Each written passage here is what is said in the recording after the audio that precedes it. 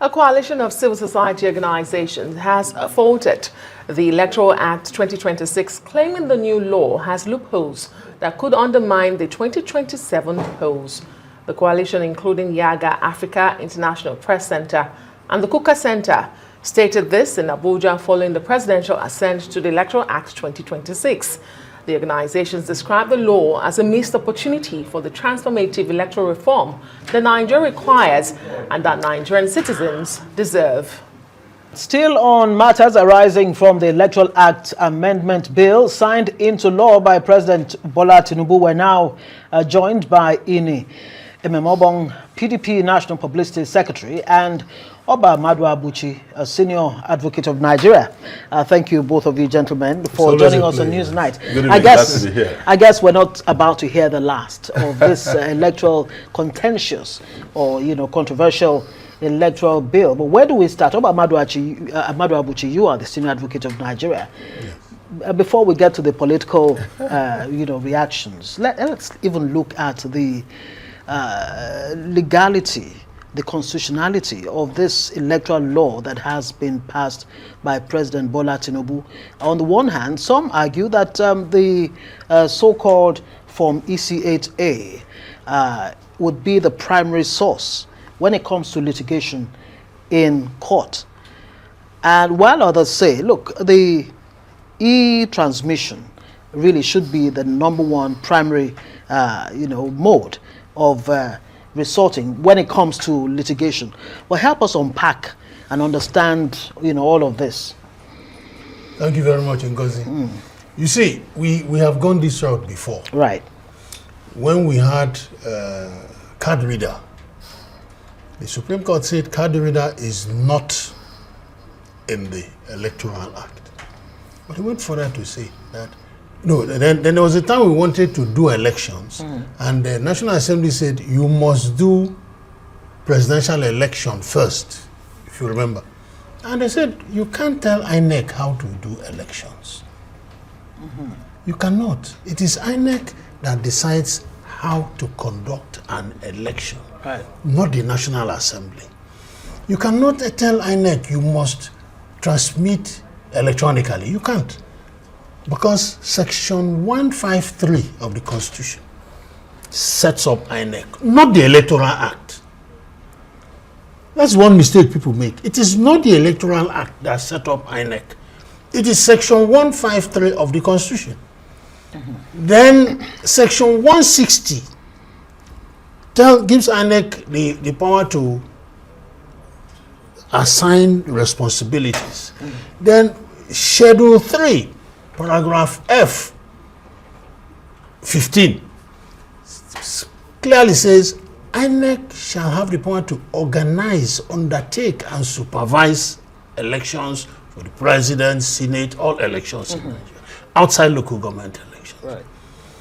If they are to organize, the Constitution gives them the power. Can a lesser legislation now come and say, don't organize, do it this way? That is where the problem is.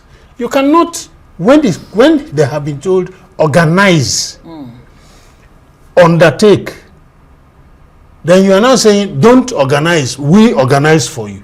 So in other words, the electoral law is not exactly in tandem with what the Constitution recommends. Exactly. So when people say you must do e-transmission, real-time, online, it is what we all want. But then the Constitution says something different. That it is INEC. If INEC says we want to do it real time, it will be in tandem with the Constitution. But if the National Assembly says you must do it real time and electronically, no, it is not constitutional. Interesting. Ememobong, you released the statement, and you called this this amendment a treacherous betrayal of Nigerians. Your exact words. Some will even ask, which PDP are you speaking for? But hey, go to the question, don't mind me. And respond to what he says. Yeah, clearly, but you would know that we're speaking for the PDP that is the main PDP. You do know those who are an annexure. Everyone, there's no hiding again. The masquerade is off. The mask is off the masquerade. So you do know those. There are some former members of PDP who are an annexure of the APC. So we speak for the real PDP. Okay. Now, going to that, as my learned senior advocate has said, The question is in the interpretation, which is why the judiciary is there. Leonard Silk would also recall that the judiciary itself has laid emphasis when we went to the card reader and even the last election with the beavers, where they said that the beavers and the IREF, that the IREF, you know, posting election results, there is merely a viewing portal, and that it does not have legislative parentage, because that INEC is empowered to make guidelines, and that in the hierarchy of laws, that a subsidiary legislation of the nature that INEC is making cannot, if not imputed in the principal act. So the clear disposition that there is a cacophony of issues here, you know, the one that has to do with the judiciary. But first is the fact that the legislative house is first a delegate of power. And that delegation that has been done to them is done by the constituents. Majority of the constituents who throw ballots have put them there. And therefore, in an agent-principal relationship, the agent must be reflective of the principal. When you go to legislative best practices globally, there is what is called mirror representation, meaning that the representative must be a mirror of whom he or she is representing. So when you take that and situate it with what is happening here, public hearings were held across the country, stakeholder groups met and agreed. This work has been going on for more than 2 years, and agreed all of the issues brought were galvanized and argued at those forums, or at those fora. And an agreement with the senators, with the House of Reps, with the stakeholders came to say, to deepen democracy by electoral sanctity, the sanctity of the ballot. Because the last election, only 26% of the people who registered to vote. The registration to vote is an intention, is an initial announcement of an intention to vote. Right. Actually going to vote is now an expression of faith or disbelief in the system. And so out of 100%, only 26% express faith in the process. And if you talk to people, why don't people vote? They say, our votes won't count. And so they sat back and said, what are the sociological issues, the political issues, the legal issues that have led to this? And a review was done and said, look, if people can be sure that what happens at the polling unit is what is transmitted, then people will be happy. In fact, at that point, if Leonard Silk wins me in an election, I can shake him, because at the point, immediately there is close of ballots and we transmit those elections via real time via the beavers. All of us would know. He would know whether he has won or I have won. And at that point, I can place a call and say, man, there's no need going further. But as long as we continue to harbor, because now elections have left, that's why people are no longer taking ballot boxes to run. How do they rig elections now? Why are people afraid of electronic transmission real time? Now, let me show you. Because with collusion with some members in INEC, they are going to print the same serial election results, EC8A, 8A, and they are going to use the same serialized number. So you're going to find two result sheets. And they are going to come to say they are going to adopt the one. So what do? They call the person who is at the polling unit and say, what's the total number of accreditation? Because Beaver's accreditation will now capture the total number. But because it is manual voting, it cannot sort the votes. So they will now take that accreditation digit and now fill a form in their houses. Some of them have had histories of putting result sheets in buses in their houses in 21, 28 local government areas and trying to submit it. So that is what is going to happen. Because now, you why the proviso? You know of a plan that is about to happen. But it has happened before. That is why the people are very afraid. If you go back in history to check even the cases of the people who are virulently opposed to this, you would see that, just read the case and see how they arrived at where they are, or what stopped them from going there. How do we resolve this trust deficit? Because that seems to be what is fundamental here. What does INEC do to show Nigerians that, look, we're on top of our game, we're going to provide or, carry out a transparent election that will be acceptable to at least a huge majority of Nigerians? How do we resolve this issue? And beyond this section 60, are there other salutary aspects of this electoral law that's just been passed? You see, actually, there has nothing really been wrong with our electoral laws. Okay. What has been wrong, even if you like blame British, America, what has been wrong is implementation. Like my friend said, somebody is sitting in his house. He calls you on the phone. Oba Ward, yes. How many people were accredited? 200. Then he gives himself 180 and gives the other party 20. It is not the law that is wrong now. So how do we fix that? So the thing is, electronic transmission of votes is an imperative. But it is not possible in Nigeria today because of the position of the Constitution. The Constitution gives the sole power of organizing elections to INEC. Organize, undertake, and supervise. You cannot now tell them what to do. That's where we have a problem. So we must go back and amend section 160 and then paragraph schedule 3 of the Nigerian of the Constitution.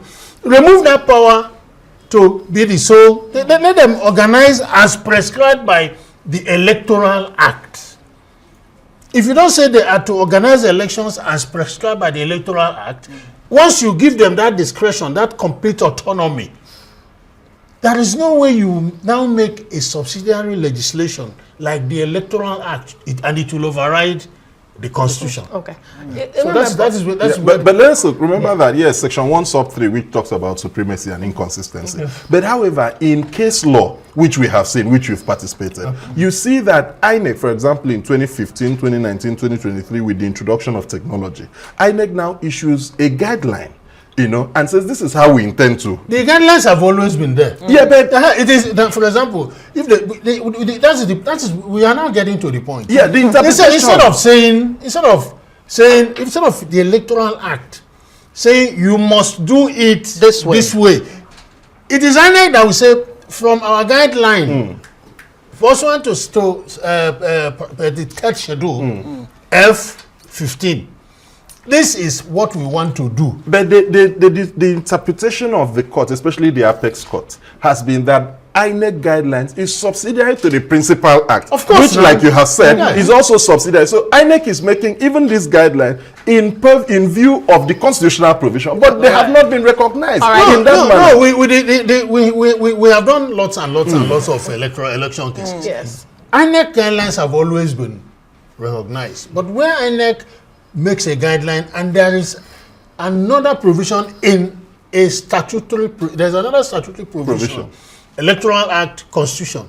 You cannot, the INEC guideline cannot stand head to head. Yes, gentlemen, in as much as we understand that you've taken us to court, I need you to drop your legal hat at the moment. No, let's come back here. And wear the PDP hat for the PDP you're speaking with. But thank you for that clarification. Thank and you. if our backroom can also work on the volume, we're being told that the volume is low or inaudible in some instances. Ememobong, beyond electronic transmission, and in fact, it's a double-header question I need to ask you as we're rounding up. A lot of opposition have kicked against this, and civil society and many Nigerians, that electronic transmission and the fallback to from EC8A seems to be very contentious. What would you have advised, given the circumstances that the legislators have given as their reason for patching networks in some areas of the country? Because for the first time, we are seeing electronic voting is now mandatory as against what we saw in 2023 and the Supreme Court. Electronic transmission of results are now legal in our Electoral Act. So that's an improvement, some would say, but you're kicking against it. What would have been the better option for the legislators to do for those areas where they don't have network or patchy network? That's one. On the second hand, there are so many other changes to the Electoral Act.